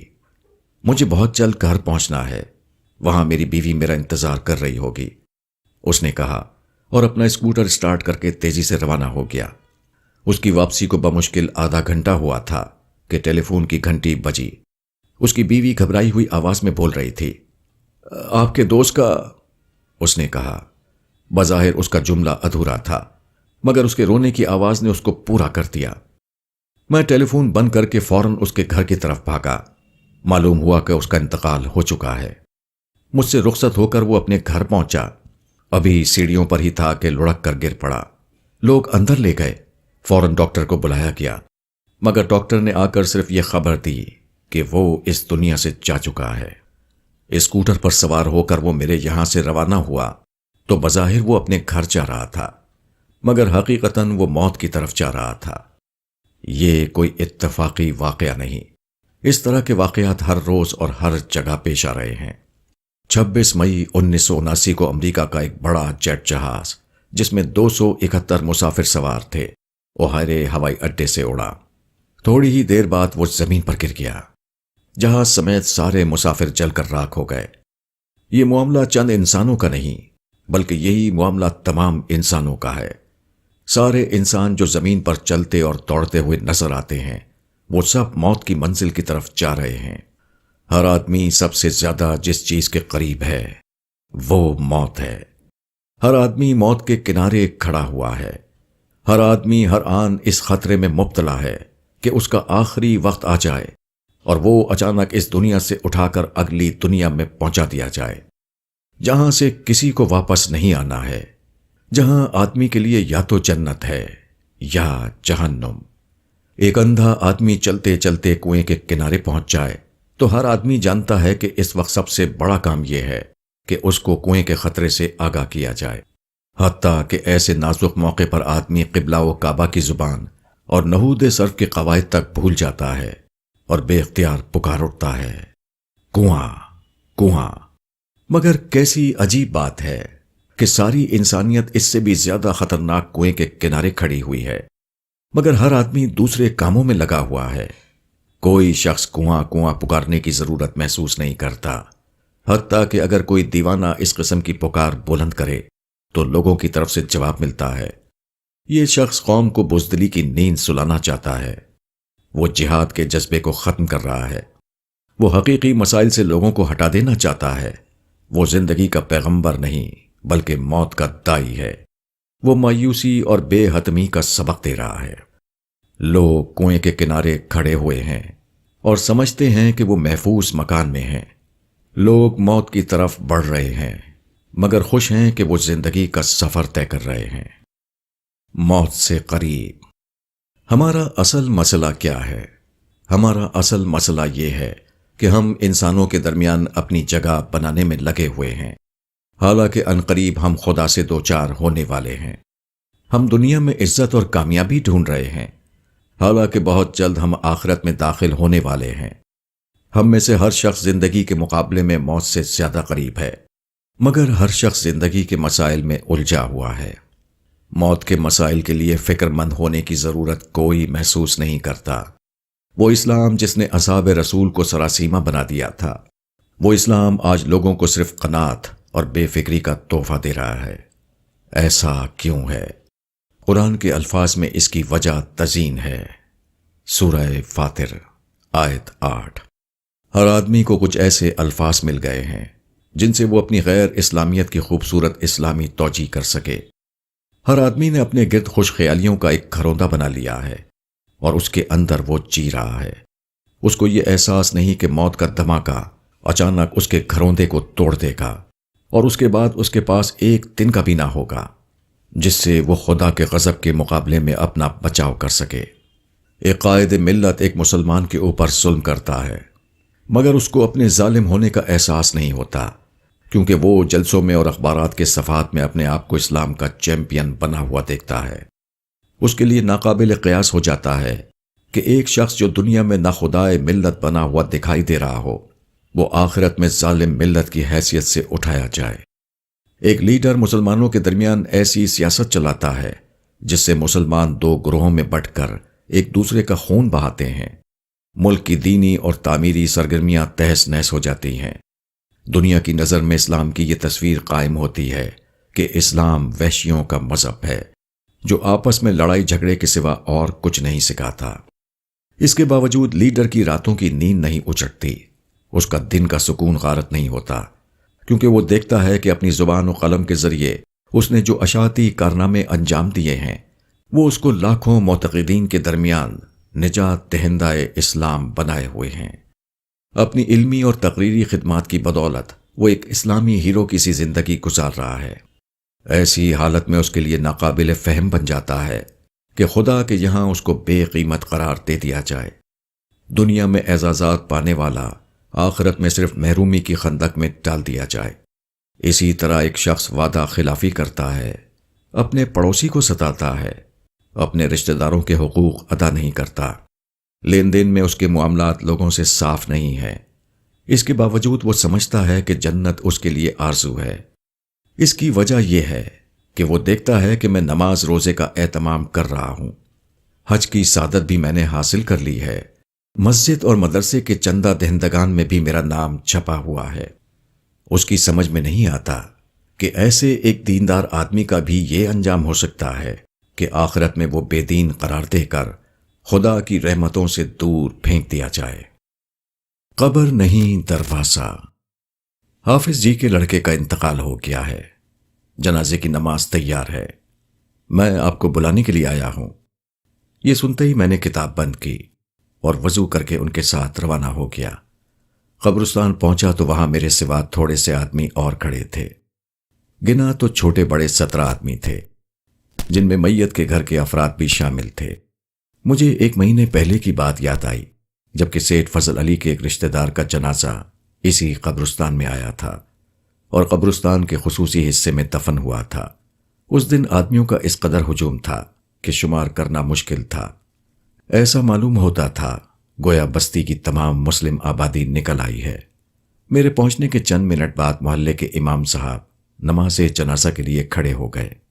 میں نے بھی صف میں شامل ہو کر نیت باندھ لی، مگر امام صاحب نے اتنی تیزی سے نماز پڑھائی کہ میں کوئی دعا بھی پوری نہ پڑھ سکا۔ بس جلدی جلدی 4 بار اللہ اکبر کی آواز آئی اور تھوڑی دیر بعد انہوں نے سلام پھیر دیا۔ لوگ اپنے جوتے پہن کر اطمینان کے ساتھ اس طرح کھڑے ہو گئے گویا نماز جنازہ کے نام سے جو کام انہیں کرنا تھا اس کو انہوں نے پوری طرح انجام دے دیا ہے۔ قبر قریب ہی تھی، وہاں پہنچے تو معلوم ہوا کہ ابھی کھودی جا رہی ہے۔ لوگ 2-2 4-4 کر کے ادھر ادھر کھڑے ہو گئے۔ کوئی فرقہ وارانہ مظالم کی داستان سنانے لگا، کسی نے موسم کی سختی کا ذکر چھیڑ دیا، کوئی بازار بھاؤ کے متعلق اپنی معلومات پیش کرنے لگا۔ غرض ادھر ادھر کی باتیں شروع ہو گئیں۔ میں قبر کے سامنے خاموش کھڑا تھا۔ میرے ذہن میں وہ آیتیں اور حدیثیں گھوم رہی تھیں جن میں قیامت، حشر، جنت، دوزخ وغیرہ کے حالات بتائے گئے ہیں۔ ایسا معلوم ہوتا تھا گویا قبر ایک کھلا ہوا دروازہ ہے جس کے سامنے کھڑے ہو کر میں دوسری دنیا کے مناظر کو اپنی آنکھوں سے دیکھ رہا ہوں۔ میرا دل بے قرار ہو گیا۔ میری زبان سے نکلا، زندگی کا اصل مسئلہ وہ نہیں ہے جس میں لوگ الجھے ہوئے ہیں، بلکہ اصل مسئلہ وہ ہے جو موت کے بعد سامنے آنے والا ہے۔ کاش لوگوں کو معلوم ہوتا کہ وہ اس وقت کس واقعے کے درمیان کھڑے ہوئے ہیں۔ یہ ایک شخص کی عارضی دنیا سے حقیقی دنیا کی طرف روانگی کی تقریب ہے۔ یہ قبر جو ہمارے سامنے کھودی جا رہی ہے، یہ قبر نہیں ہے، بلکہ یہ ایک دروازہ ہے جو ایک شخص کو دوسری دنیا میں داخل کرنے کے لیے کھولا گیا ہے۔ جانے والا بھی اس دروازے میں داخل ہو کر اس پار چلا جائے گا۔ جب کوئی شخص مرتا ہے تو یہ خاص وقت ہوتا ہے اس وقت گویا تھوڑی دیر کے لیے اس دنیا کا دروازہ کھولا جاتا ہے جو ہماری نگاہوں سے اوجھل ہے۔ اگر دیکھنے والی آنکھ ہو تو اس کھلے ہوئے دروازے سے دوسری دنیا کی جھلک صاف دیکھی جا سکتی ہے، جہاں ہم میں سے ہر شخص کو ایک روز جانا ہے۔ مگر آج کی دنیا کے مناظر نے لوگوں کی نگاہوں کو اس قدر الجھا رکھا ہے کہ عین دروازے پر کھڑے ہو کر بھی انہیں اس پار کی کوئی چیز دکھائی نہیں دیتی۔ وہ حقیقت کے انتہائی قریب پہنچ کر بھی حقیقت سے بے خبر رہ جاتے ہیں۔